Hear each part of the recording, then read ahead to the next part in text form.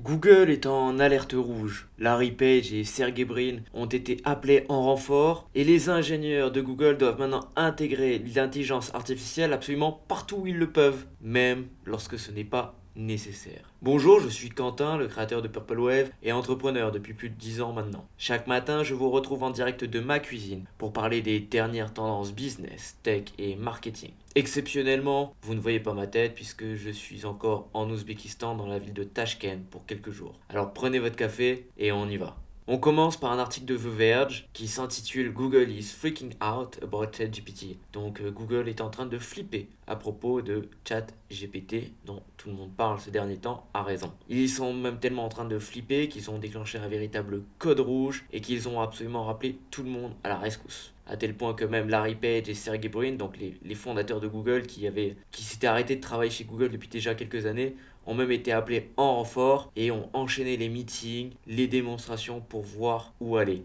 Et ils ont maintenant un plan qui inclut le lancement de 20 produits boostés par l'intelligence artificielle. C'est ce qu'on va voir dans cet article. Donc, Google a le plan maintenant de déployer une nouvelle version de son moteur de recherche avec un chatbot cette année. Apparemment, ce sera peut-être même annoncé en début mai. Ce qui est assez impressionnant puisqu'on voit à quel point il faut aller vite dans cette nouvelle course. C'est la nouvelle bataille pour l'intelligence artificielle et la bataille a commencé. Et en même temps, alors qu'ils réquisitionnent, on va dire, les cofondeurs, on a aussi le départ de plus de 12 000 employés qui se sont fait virer. Certainement pour limiter les frais, limiter le focus et mettre absolument toute leur attention sur l'intelligence artificielle. On sent que c'est une menace existentielle pour Google, qu'ils ont bien conscience que ce buzz apparemment va être là pour durer. Ils devraient annoncer une vingtaine de produits et faire des démonstrations dans leur événement en mai. C'est l'équivalent de leur keynote de chez Apple, mais chez Google. Un événement qui a vu le lancement de filatures comme Duplex. C'était la première fois où on entendait une IA dialoguer avec un être humain, prendre rendez-vous chez un coiffeur plus précisément, sans que l'être humain ne s'en rende compte. Fonctionnalité que j'ai jamais testée, je sais même pas si elle a véritablement été déployée au final. Ça m'intrigue si vous l'avez déjà testé. Et des Google Glass RIP. Google Glass arrivé trop tôt et parti tout aussitôt. L'article nous montre aussi que les fondateurs, Larry Page et Sergey Brin, qui sont en fait encore les shareholders principaux de la compagnie Alphabet, donc c'est la société parente de chez Google, ont offert des conseils aux différents leaders, approuvé des plans, donné des idées, tout en rencontrant tous les exécutifs. Ce qui est intéressant dans tout ça, c'est qu'apparemment, ils sont intervenus à la demande du CEO actuel, Sundar Pichai. C'est intéressant puisque ça montre à quel point finalement la transition a été bien faite. Lorsqu'un CEO en poste est capable de mettre son ego de côté et d'appeler en renfort les cofondateurs lorsqu'il y a une véritable menace qui pèse sur la société, c'est encourageant pour la poursuite de Google et le fait que Google va survivre pendant très longtemps, puisqu'apparemment même la culture du nouveau CEO est la bonne. Je pense que de ça, les cofondateurs doivent être très fiers. Dans les produits qu'il devra annoncer, alors on a forcément tous les équivalents que ce qu'OpenAI a déjà annoncé. On a un générateur d'images qui est l'équivalent donc de DALL-E. On a un générateur de texte qui fait aussi générateur de code à travers l'AMDA, donc l'équivalent de GPT-1. Et apparemment, on voit plein de choses qu'ils veulent faire. Un nouveau logiciel pour créer des applications smartphone nommé Collab plus Android Studio. Bon, on verra bien ce que ça va donner ça. Ce qui est le plus intéressant dans tout ça, c'est de regarder en arrière. Parce qu'en fait, on se rend compte d'un truc. J'étais au courant que Google sortait régulièrement des choses dans l'intelligence artificielle. Bon, on avait déjà couvert par exemple la MDA.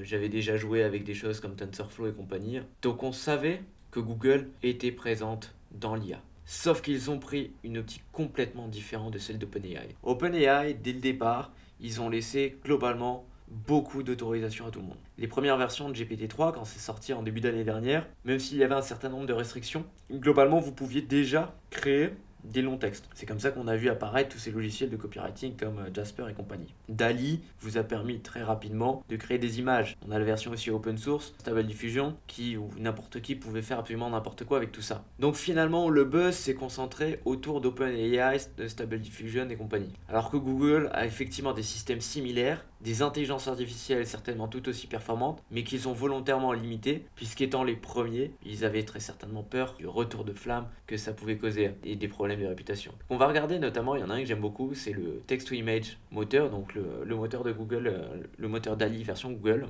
qui a été en fait sorti il y a déjà un moment, mais qui à l'époque pouvait gérer que des requêtes très limitées. Donc par exemple, on voyait qu'ils avaient fait cette adaptation avec City Dreamer, qui utilise ce logiciel, mais où l'autorisation du prompt était simplement pour construire des maisons. On a aussi Wobble, donc cette application où on peut générer un petit monstre. Donc finalement, c'est le même moteur que DALL-E. La seule limite, c'est que le prompt avait des contraintes majeures. Et c'est certainement pour ça que ça n'a pas donné les mêmes résultats. Déjà, on voit que cet article a été écrit en novembre, et ce qui est intéressant, c'est ce que dit Woodward à la fin. C'est qu'en fait, ce qu'ils voulaient, lorsqu'ils ont lancé tout ça, c'est pas d'atteindre le milliard d'utilisateurs. C'est véritablement de tester et d'aller progressivement, de façon prudente. L'opposé donc de ce qu'a choisi OpenAI. Maintenant, la situation est différente. Vu le buzz que ça a généré, pas oublier que Google, leur produit principal, bon, c'est une société de publicité bien entendu, mais surtout le produit principal, c'est les actions. C'est les actions de chez Google qui les rendent véritablement riches, pas véritablement le revenu ou le nombre de personnes qu'ils ont. Donc leur véritable client, c'est les actionnaires. Et ils doivent répondre